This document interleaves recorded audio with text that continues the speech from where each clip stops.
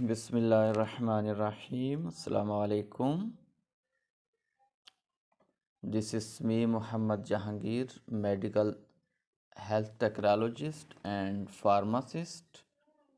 آج ہم بات کرنے جا رہے ہیں نائسی چیسٹ کے بارے میں کہ بچوں کی چھاتی سے کھڑ کھڑ کی آوازیں آنا. کوئی کہتا ہے کہ بچے کو نمونیا ہو گیا ہے، کوئی کہتا ہے چھاتی میں ریشہ ہے، کوئی کہتا ہے اسے سردی لگ گئی ہے، بار بار ڈاکٹر کے پاس جانا پڑتا ہے، اینٹی بائیوٹکس دینی پڑتی ہیں، بار بار بھاپ دلوانی پڑتی ہے. آخر کیا چیز ہے چھاتی کی کھڑکھڑ، جو کہ اکثر بچوں میں ہوتا رہتا ہے.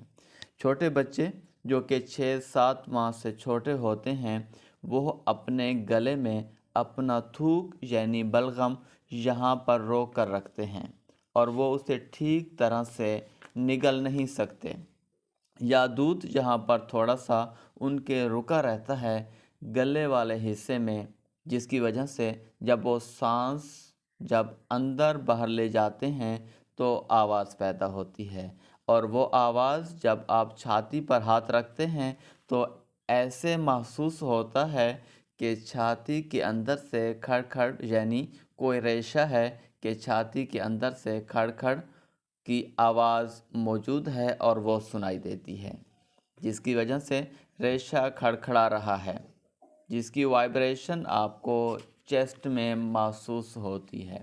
اس کو کنڈکٹنگ ساؤنڈ کہتے ہیں.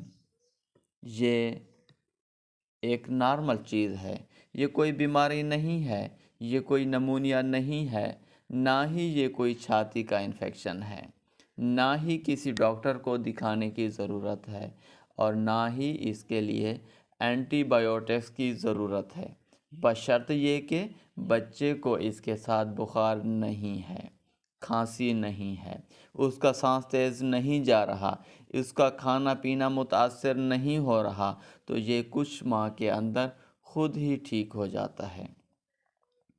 6-7ویں ماہ کے بعد یہ کھڑ کھڑ کی آوازیں آنا بند ہو جاتی ہیں، جو کہ بچے کی صحت کے لیے ٹھیک ہیں، کیونکہ اکثر میں اس کو بار بار ڈاکٹروں کے چکر لگا کر اور ان کو اینٹی بائیوٹکس پلا کر خراب کر دیتی ہیں. مزید اس طرح کی انفارمیٹیو ویڈیوز کے لیے ارحم کا یوٹیوب چینل لائک کریں، سبسکرائب کریں، تاکہ اس طرح کی انفارمیٹیو ویڈیوز آپ کی طرف پہنچتی رہیں. تب تک کے لیے اجازت، دعاؤں میں یاد رکھیے گا. اللہ حافظ.